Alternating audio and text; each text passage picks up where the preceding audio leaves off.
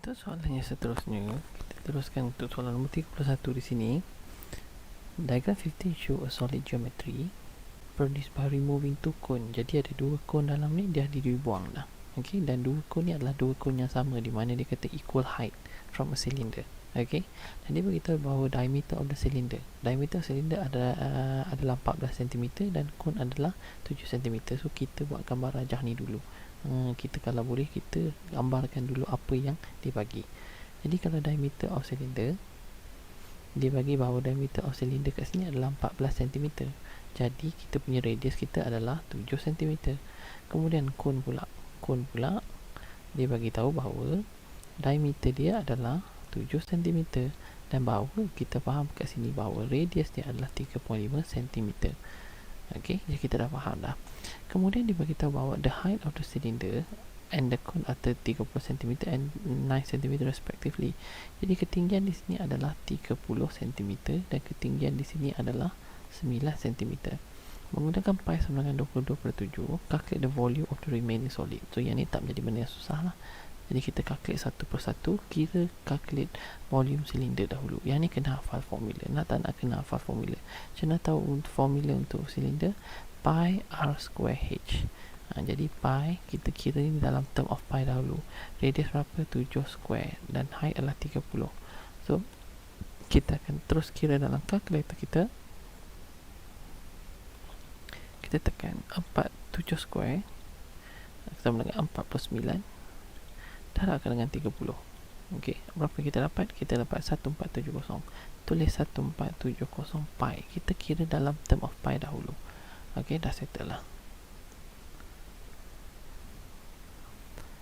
Seterusnya kita kira volume of this cone kat sini. Volume of cone pula formula dia apa? Volume cone adalah 1/3 silinder, di mana 1/3 pi r square h, di mana 1/3 darab dengan pi darab dengan radius adalah 3.5 square, dan height dia adalah 9. Yang ni pun sama je, tekan je dalam kalkulator.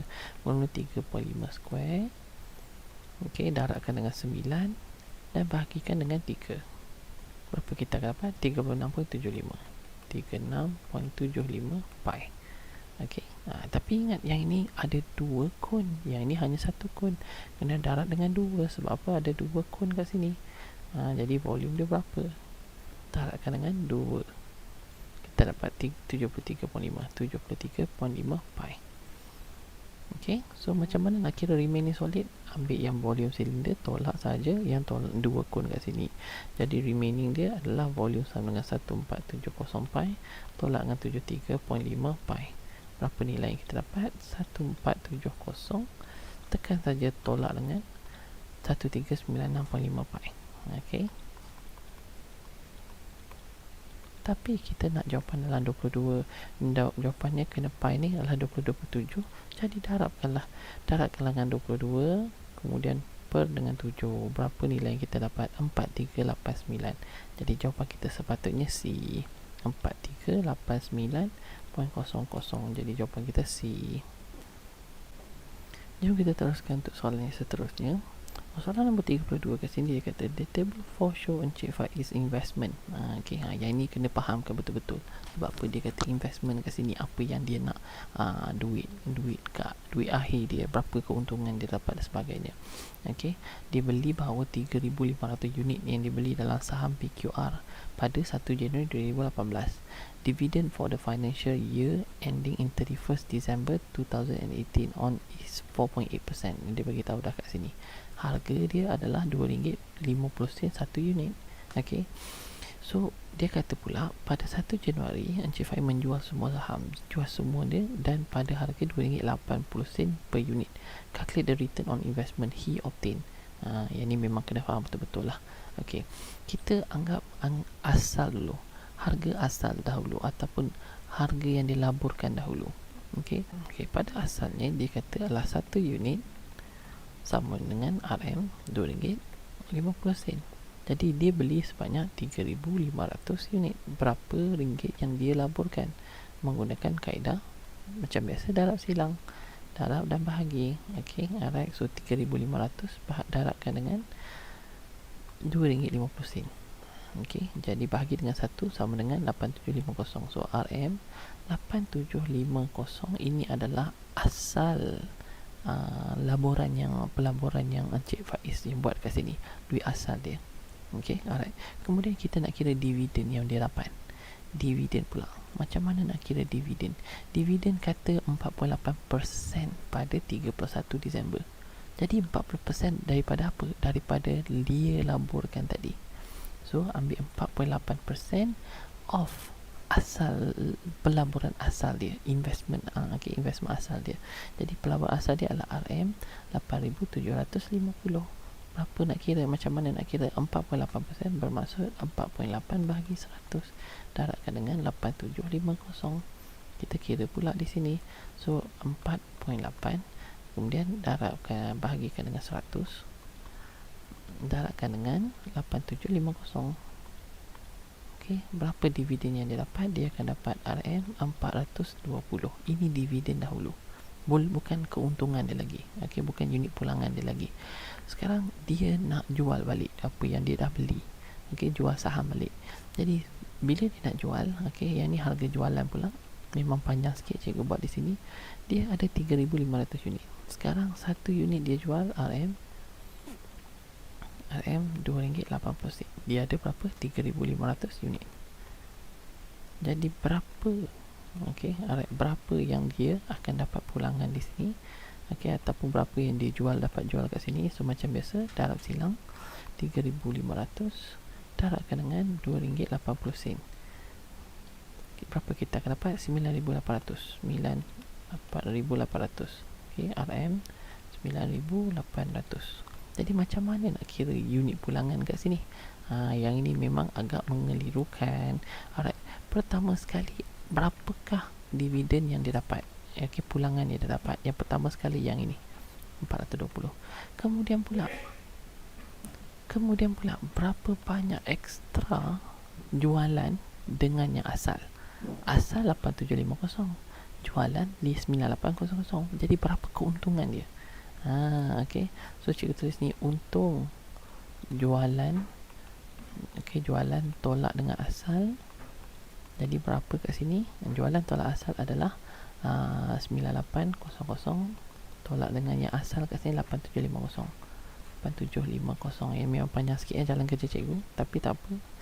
Tolakkan dengan 8750. Okey, kita dapat 1050. Okey, 150 kat sini adalah keuntungan. Jadi dia jumlah keuntungan yang dia dapat adalah dividen 420 dari dapat dah. Kemudian untung dia lagi adalah 1050. Jadi itu adalah jumlah pulangan yang dia dapat, keuntungan ataupun pulangan yang dia dapat. Jadinya kita kira daripada nilai keuntungan dia. Barulah kita dapatkan persen. Jadi macam mana nak kira dan sebagainya? Formula untuk nak dapatkan percentage berapa in return kat sini, kita ambil jumlah untung. Okey, jumlah untung bahagikan dengan asal darabkan dengan berapa persen? Dengan 100%. Itu saja. Jadi jumlah untung berapa? 420 campurkan dengan 1050 bahagikan dengan yang asal berapa? 8750 darabkan dengan 100%. Okey, alright. Lebih kurang macam tu lah. Lebih kurang macam tu. Jadi 420 campurkan dengan 1050 kemudian bahagikan dengan 8750. Memang agak kecil nilai dia, tapi kita darabkan dengan 100, kita akan dapat keuntungan sebanyak 16.8%. Itu jumlah investment ataupun pulangan yang dia dapat, keuntungan dia. Di jawapan kita adalah 16.8. Jawapan dia B. Okey, alright. Memang soalan ni agak panjang lah, tapi tak apa, jom kita teruskan dengan soalan seterusnya. Soalan nombor 33 kat sini adalah which of the following relation represent P berkadar terus dengan berkadar songkang dengan ni. Yang ni kena berhati-hati. P very directly SQ, ini betul, tetapi Q and the Q of R ini salah. Sebab apa? Nampak tak? R kat bawah, R sepatutnya duduk di bawah, sepatutnya berkadar songkang. Ini salah, jadi A salah. Very directly SQ and the Q of R, tak boleh, dia bukan very directly, dia kena very inversely, pun salah. Yang ni betul tapi salah. Very directly SQ betul, and inverse SQ of R, yang ini cube root bukan cube, ni salah. Ni betul, yang ni pun betul. Jawapan dia sepatutnya D. Okey, jadi 33 simple, jawapan kita adalah D. Kita tengok untuk soalan yang 34 pula. Kena berhati-hati di sini. Yang ni memang agak panjang juga. Dia bagi tahu bahawa P berkadar terus dengan Q. Kalau kita nak tukarkan relation ni menjadi equation, dia akan jadi P sama dengan K darab dengan Q. Ini adik-adik boleh faham.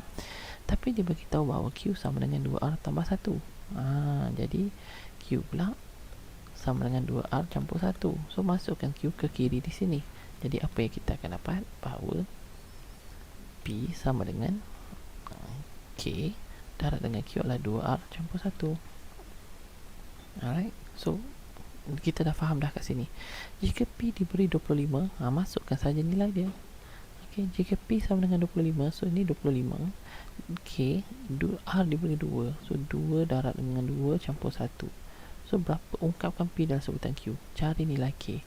25 sama dengan K. 2 darab 2, 4. 4 tambah 1, 5. Jadi 5 pindah ke kiri. 25 per 5. K sama dengan 5. Dah tahu K sama dengan berapa, kita nak ungkapan P in term of Q, berbalik kepada di sini. Kita tahu P sama dengan 5Q. Itu jawapan dia. Sebab kita dah tahu dah K sama dengan 5. Jadi jawapan kita adalah A. Untuk soalan yang seterusnya pula, jom kita tengok kat sini. Dia bagi tahu bahawa ini kita bermain dengan kewangan. Table 5 show income and monthly expenses of Puan Nabila. Okay, so income kita adalah 2,500. Yang ini kalau tak faham pun, logik akal pun dah boleh faham, dah tak ada formula pun tak apa, tapi logik akal pun dah boleh diterima dah. Kalau dapat income kat sini RM 2,500, ini duit masuk. Sekarang duit keluar semua yang ada kat sini. Sebab apa? Passive income tak ada. Utility rumah, duit keluar. Allowance, duit keluar. Bayaran tol, duit keluar. Sewa, duit keluar. Installment car, duit keluar. Ni pun duit keluar, duit keluar. Kirakan jumlah semua duit keluar kat sini. Berapa jumlah duit keluar kat situ? 250 campurkan dengan 300 dan campurkan dengan 250 lagi, campurkan dengan 850. Ini kena berhati-hatilah, campur saja. 650 campur dengan 300 campurkan dengan 350. Berapa dapat? 2950. 2950. Alright, jadinya sekarang kat sini dia kata soalan, how much is Puan Nabila passive income so that the cash flow is positive? Maksudnya pastikan ada duit lebih. Jadi patutnya senang je lah. Jadi untuk pastikan ada duit lebih, jadi dia kena melebihi. Kalau nak fahamkan, ambil 2500 tolakkan dengan 2950, kita akan dapat negatif 450.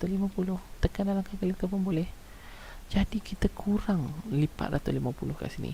Kalau kurang 450, kena lebih daripada 450.